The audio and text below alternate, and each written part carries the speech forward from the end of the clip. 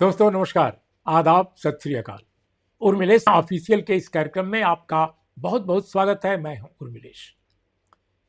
ममता बनर्जी की पार्टी जिस तरह से तबाह हो रही है, जिस तरह से गिर रही है, जैसे लगता है कि ताश के पत्तों की कोई इमारत गिर रही हो। दोस्तों आपको सही बताऊं, हाल फिलहाल किसी पार्टी का इस तरह क्रमशः गिरना कम देखा गया था। उद्धव ठाकरे की पार्टी भी एक बार गिरी थी, लेकिन एक ही बार बहुत सारे एमएलए को लेकर एक नाथ शिंदे गुवाहाटी चले गए थे। आपको याद होगा वो सारा किस्सा। लेकिन यहां तो एमएलए पहले ही जा चुके हैं, उन तो एलओपी बन चुके हैं, लीडर ऑफ अपोजिशन पर बन गए, जो दल तोड़ करके और सारे विधायकों को लेकर के एक तरफ चले गए और कह रहे थे कि अभी हम असली पार्टी हैं तृणमूल कांग्रेस। बल्कि ममता बनर्जी को कह रहे थे कि वो हमारी एडवाइजर बन जाए हमारा मार्गदर्शन करें। तो तरीका बिल्कुल अलग है। उद्धव ठाकरे के समय जो था वो बिल्कुल अलग था। और दोस्तों एक बात और, कि उद्धव ठाकरे के समय इस तरह से पार्लियामेंट्री जो पार्टी है उसमें इस तरह का नहीं हो रहा था। हुआ, लेकिन ये जो स्थिति है इसमें तो पता चला कि ममता बनर्जी के पास कितने एमपी बचेंगे इसका कोई ठिकाना नहीं। अभी तक शत्रुघ्न सिन्हा के बारे में भी कहा जा रहा था, लेकिन अभी ताजा उनका बयान आ रहा है कि शायद वो टिके रहें। दोस्तों अब सायोनी घोष सोच ही सकते हैं, जब वो चली गई तो कौन बचेगा। जो इस समय सबसे बड़े उनके लेफ्टिनेंट हैं आज की तारीख में, कल्याण बनर्जी। अभी आज की बात है, कल तक उन्होंने ममता बनर्जी का पूरा मोर्चा संभाल रखा था, अभिषेक बनर्जी से भी ज्यादा। लेकिन आज बयान आ रहा है कल्याण बनर्जी का कि वो अभिषेक बंदोपाध्याय को अगर नहीं वो संभालती, इसी तरह से अभिषेक उनका अपमान करते रहे, तो उनको ममता बनर्जी के साथ रहना बहुत मुश्किल हो जाएगा। ये कल्याण बनर्जी कह रहे हैं, बहुत बड़े वकील हैं, और उनका दावा है या उनका आरोप है कि अभिषेक बनर्जी लगातार उनको अपमानित करने में लगे हुए हैं।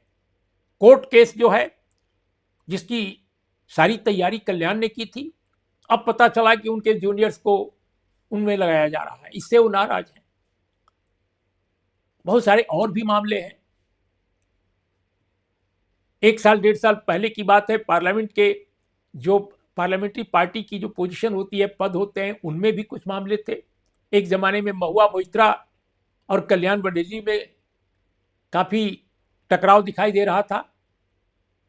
तो जिस तरह से उनकी पार्टी में छोटे से लेकर बड़े मुद्दों पर मतभेद, टकराव, ईगो क्लैश इस समय चल रहा है, उससे लगता है कि पार्टी बचेगी कि नहीं बचेगी कहना बहुत कठिन है।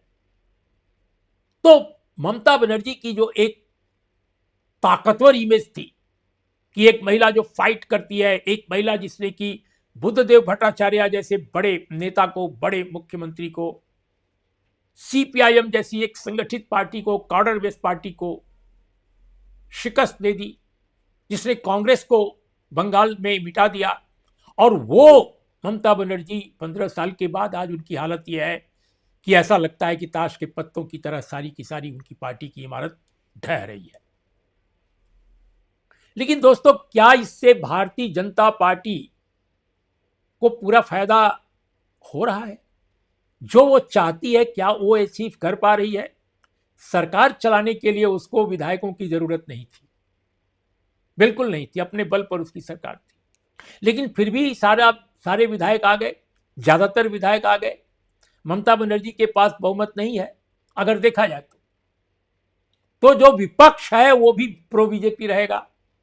हालांकि वो दावा कर रहा है कि वो एंटी बीजेपी रहेगा, वो सचमुच विपक्ष रहेगा, लेकिन असलियत सभी जानते हैं कि स्वयं सत्ता पक्ष ने एक तरह से विपक्ष को चुन लिया है।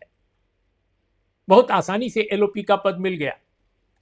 तो अभी की स्थिति में अगर देखा जाए तो ममता बनर्जी की जो स्थिति है उसको संभालना किसी दूसरी फ्रेटर्नल पार्टी के लिए, बिरादराना पार्टी के लिए मुश्किल है। मैं नहीं समझता कि कांग्रेस पार्टी उनको संभाल सकती है बंगाल में। कांग्रेस पार्टी तो अपने ही बंगाल में कुछ खास नहीं है।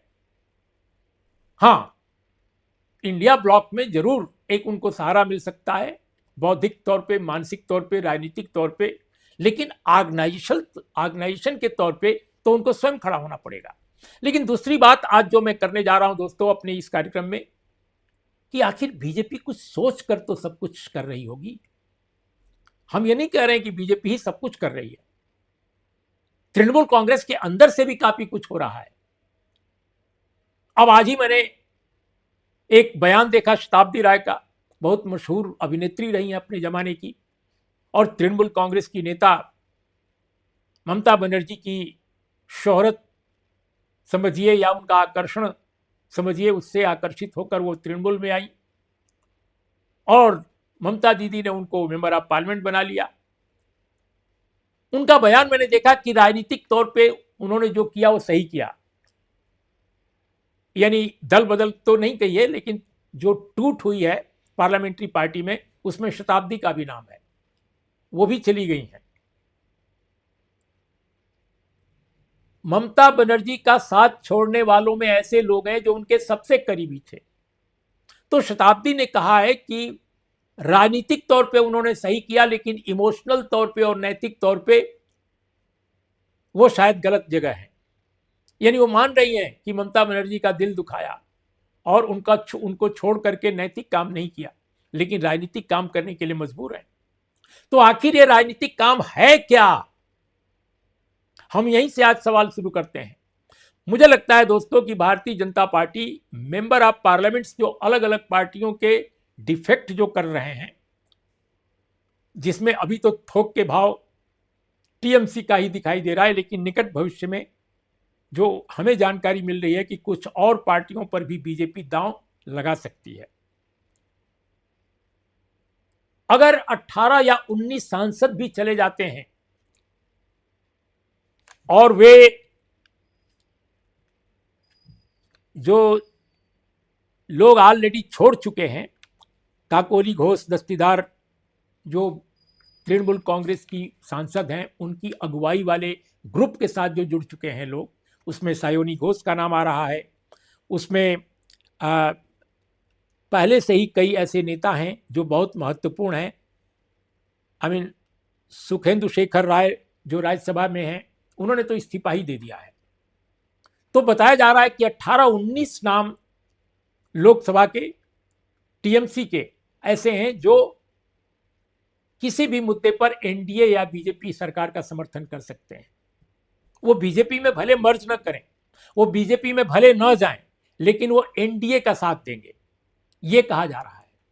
तो अगर ये इस तरह का सिलसिला और भी कुछ पार्टियों से चलता है, क्योंकि 18-19 से बात नहीं बनती है, बात बनाने के लिए बीजेपी को अपना एजेंडा पूरा करने के लिए कुछ और अंकों की जरूरत है, कुछ और सांसदों की जरूरत है, और इसके लिए बाकायदे कवायद चल रही है। दोस्तों, अब आपको मैं खुलकर बताऊं कि वो एजेंडा बीजेपी का है क्या, कि वो बहुत सारी पॉलिटिकल पार्टी जो विपक्ष की हैं, उनके बीच से सांसदों का समर्थन चाहती है। वो दोस्तों है असल कहानी डिलिमिटेशन का कानून। वो असल मसला है महिला आरक्षण बिल, जो दोनों क्लब किया हुआ है। और ये जो क्लब किया हुआ है डिलिमिटेशन का बिल और महिला रिजर्वेशन जो 33% है, दोनों का विरोध हो रहा है। सबसे अधिक विरोध जो हो रहा है दक्षिण भारत में हो रहा है। उत्तर में जो हो रहा है महिला आरक्षण का, केवल इस मुद्दे पर कुछ पार्टियां कर रही हैं, ज्यादातर पार्टियां नहीं कर रही हैं। छोटी पार्टियां, मझोली पार्टियां, क्षेत्रीय पार्टियां जो है वो कर रही हैं, कुछ एक पार्टियां। उनका कहना है कि 33% रिजर्वेशन आप दीजिए, उनको कोई दिक्कत नहीं है, लेकिन रिजर्वेशन के अंदर रिजर्वेशन होना चाहिए, यानी quota within quota, SC ST और ओबीसी का कोटा अलग होना चाहिए।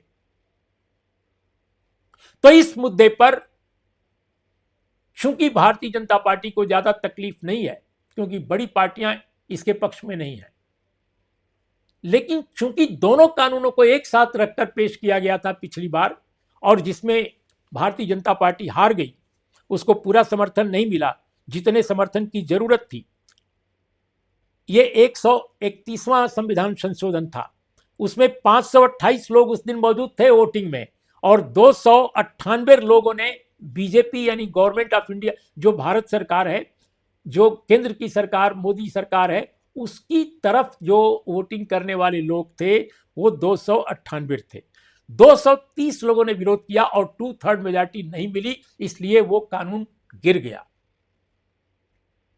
दोस्तों, डीएमके जैसी पार्टी उस समय इंडिया ब्लॉक में थी, अभी वो अलग है, लेकिन इस मुद्दे पर वो डिलिमिटेशन बिल को कतई समर्थन नहीं दे सकती है, बल्कि वो कांग्रेस से भी ज्यादा पुरजोर विरोध कर रही है डिलिमिटेशन कानून का, क्योंकि इससे साउथ में जो पार्लियामेंट्री सीट हैं वो काफी कम हो जाएंगी अपेक्षाकृत हिंदी हार्टलैंड के।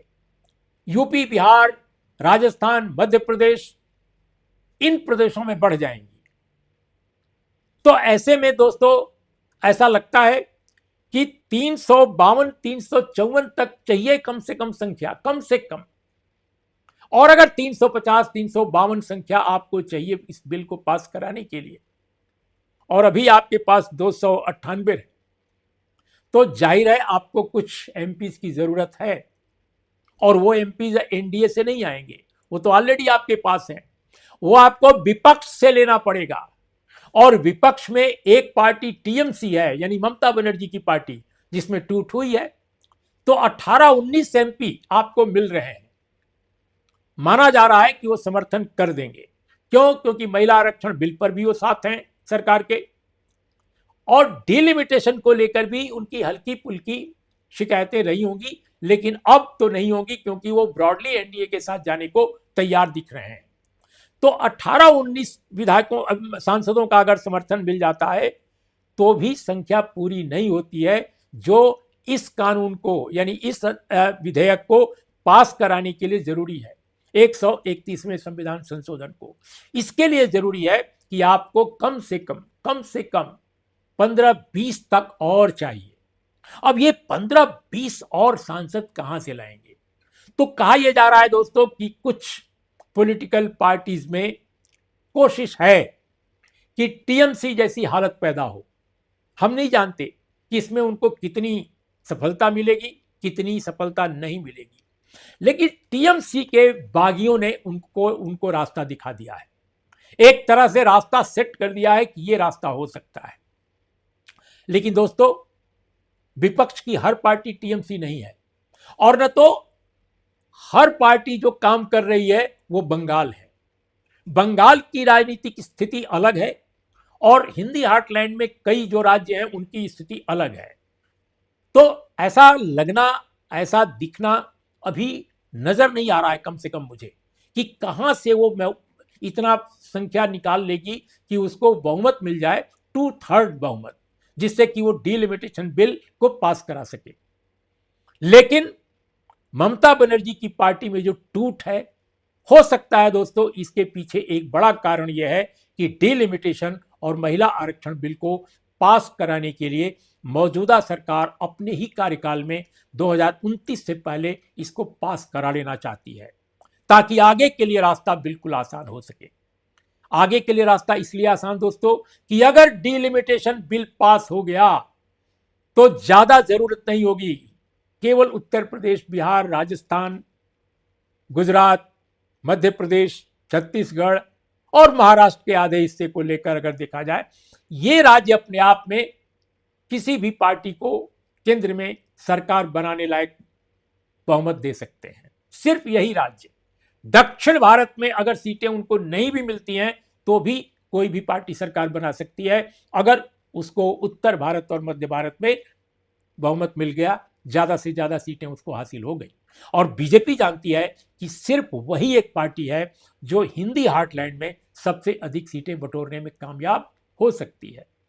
तो दोस्तों, डिलिमिटेशन बिल और महिला आरक्षण बिल, इन दोनों को अगर समर्थन इन 18-19 सांसद करते हैं, और जिसकी पूरी उम्मीद है, तो यकीन मानिए कि बीजेपी का अगला दांव यही होगा कि कुछ और ऐसी पार्टियां तलाशी जाएं जहां पर टूट की, बिखराव की या स्प्लिट की या बगावत की संभावना दिखती हो। और अगर ऐसा होता है तो बीजेपी के लिए तो सब कुछ सुनहरा है, सब कुछ बिल्कुल गुलजार है। कोई दिक्कत नहीं है 2029 और 2029 के बाद भी। दूसरी बात जो डिलिमिटेशन के जरिए हासिल होगा कि अगर भविष्य की सरकार हो या मौजूदा सरकार हो, बड़े पैमाने पर महिला आरक्षण के बाद कुशल महिलाओं की जरूरत होगी, समझदार महिलाओं की जरूरत होगी, अच्छे पार्लियामेंटेरियंस की जरूरत होगी, जो पार्लियामेंट्री कमेटी से लेकर और कैबिनेट में भी अच्छा परफॉर्म कर सकें। अभी आप देखते होंगे कि ज्यादातर जो महिलाएं भारतीय जनता पार्टी से जीत कर आती हैं, मंत्री बनती हैं, सुषमा स्वराज वगैरह की बात छोड़ दीजिए, अब वो पुराने जमाने की बात हो गई। सुषमा स्वराज आज हमारे बीच नहीं भी हैं। तो अभी जो लोग हैं, नए लोग, उनमें उतने दक्ष लोग, उतने कुशल लोग, उतने पार्लियामेंट्री प्रैक्टिस और पार्लियामेंट्री जो इश्यूज हैं उनकी समझ रखने वाले लोग महिलाओं में कम है। और अगर ये कमी बाहर से पूरी होती है तो कोई दिक्कत नहीं। भारतीय जनता पार्टी में निर्मला सीतारमण वो आरएसएस, एबीवीपी और बीजेपी बैकग्राउंड से नहीं है। इसी तरह से आप देखिए एक ब्यूरोक्रेट से नेता बने हैं एस जयशंकर। निर्मला सीतारमण अगर फाइनेंस देख रही हैं, वित्त मंत्रालय देख रही हैं, तो विदेश मंत्रालय भारत सरकार का दूसरा महत्वपूर्ण मंत्रालय एस जयशंकर देख रहे हैं। वह भी बीजेपी के नहीं है, ओरिजिनली आरएसएस के नहीं है। इसके अलावा भी आप देखिए बहुत सारे पदों पर ऐसे लोग बैठे हुए हैं, महत्वपूर्ण मंत्रालय चला रहे हैं जो आरएसएस बीजेपी के नहीं है। पेट्रोलियम मिनिस्टर को देख लीजिए, एक दो क्या नाम लें, बहुत सारे ऐसे नाम मिल जाएंगे। तो बीजेपी की नजर तृणमूल कांग्रेस पर इसलिए भी थी कि उनके पास महिलाएं बड़ी संख्या में सांसद हैं, बड़ी संख्या में। अब सोचिए दोस्तों कि जिस पार्टी में काकोली घोष दस्तीदार जैसी अनुभवी, अच्छी वक्ता, समझदार नेता जिस पार्टी में हो, जिसमें सायोनी घोष हो, अद्भुत वक्तृता जिनकी है, भाषण देने की शैली, सुष्मिता देव हैं, वो राज्यसभा से इस्तीफा दे चुकी हैं, तृणमूल कांग्रेस से इस्तीफा दे चुकी हैं, बहुत अच्छी वक्ता हैं, बहुत समझ रखती हैं। कांग्रेस में उनका एक तरह से राजनीतिक पालन पोषण हुआ है दोस्तों। उसी तरह से शताब्दी राय बहुत अच्छी समझदार नेता हैं। ये सारे लोग आज की तारीख में टीएमसी से अलग हो गए हैं और अगर एनडीए ब्लॉक की तरफ ही जाते हैं निकट भविष्य में, तो बीजेपी को घर बैठे बैठे बहुत अच्छे महिला सांसद मिलेंगे और महिला सांसदों के मिलने से उनका उपयोग भविष्य की सरकारों में और भविष्य के पार्लियामेंट्री जो कामकाज हैं उनमें जरूरत पूरा होगी। तो एक ये भी कारण है, दूसरा एजेंडा ये है। और तीसरा एजेंडा दोस्तों आपको मैं सही बताऊं कि वो है कि बंगाल की बेताज बादशाहियत। अगर तृणमूल कांग्रेस टूट जाती है, जिस तरह टूट रही है, कमजोर हो जाती है, बिखर जाती है बिल्कुल, तो कांग्रेस अभी तक उठ नहीं सकी है, सीपीएम अभी तक उठ नहीं सकी है। वक्त लगेगा इन दोनों पार्टियों को तृणमूल कांग्रेस की जगह सचमुच का विपक्षी दल बनने में, मजबूत विपक्षी दल बनने में। तब तक बीजेपी का बल्ले बल्ले, क्योंकि जो विपक्षी खेमा है विधानसभा में वो बीजेपी के लिए कुछ चुनौती पेश नहीं कर सकता, बिल्कुल साफ है। तो ऐसे में कांग्रेस और मार्क्सवादी कम्युनिस्ट पार्टी, ये दोनों, कांग्रेस और मार्क्सवादी चाहे जितना जोर लगा दे, अगले 5 साल में इतनी बड़ी ताकत नहीं हो जाएंगे कि वो बीजेपी को बड़ी चुनौती दे सकें। तो इस तरह 10 साल के लिए बीजेपी की बादशाहत जो है, राजनीतिक बादशाहत, वो सिक्योर हो गई। तो यह भी एक तीसरा एजेंडा है कि ममता बनर्जी की पार्टी बिल्कुल बिखर जाए, टूट जाए, और जो रास्ता बिल्कुल साफ साफ दिखाई दे रहा है। तो इसलिए दोस्तों मैंने इन 3 एजेंडों का जिक्र किया। डिलिमिटेशन बिल को 2/3 बहुमत से पास कराना, आरक्षण महिलाओं का जो है वो पास हो जाए और बड़े संख्या में महिलाएं आए, और उन बड़ी संख्या में महिलाएं जो आए, जाहिर है बहुत ही पढ़ी लिखी, समझदार, कुलीन और अपर स्ट्रेटा जो सोसाइटी का है उस बैकग्राउंड की, तो बीजेपी को बगैर कोई मेहनत किए ऐसे महिला सांसद मिल जाएंगे जिनके जरिए वो राजकाज जो है करने में, मंत्रिमंडल के संचालन में उस रोल जो होगा, कंट्रीब्यूशन जो होगा इन महिलाओं का, वो बहुत महत्वपूर्ण होगा। जो बीजेपी की मौजूदा सांसद बहुत सारी हैं, हम सबका सम्मान करते हैं, लेकिन अनुभव की दृष्टि से, राजनीतिक कौशल की दृष्टि से इतना जो सामर्थ्य है तृणमूल कांग्रेस की इन महिला नेताओं में, वो कम दिखता है। बहुत ऐसी महिलाएं नहीं हैं। अब सभी लोग सुषमा स्वराज, निर्मला सीतारमण नहीं हो सकते। तो इसीलिए दोस्तों बीजेपी बहुत सारे फ्रंट पे काम कर रही है एक साथ। देखना है कि उसके ये सब एजेंडे पूरे होते हैं या नहीं है। तो आज इतना ही। नमस्कार, आदाब, सत श्री अकाल।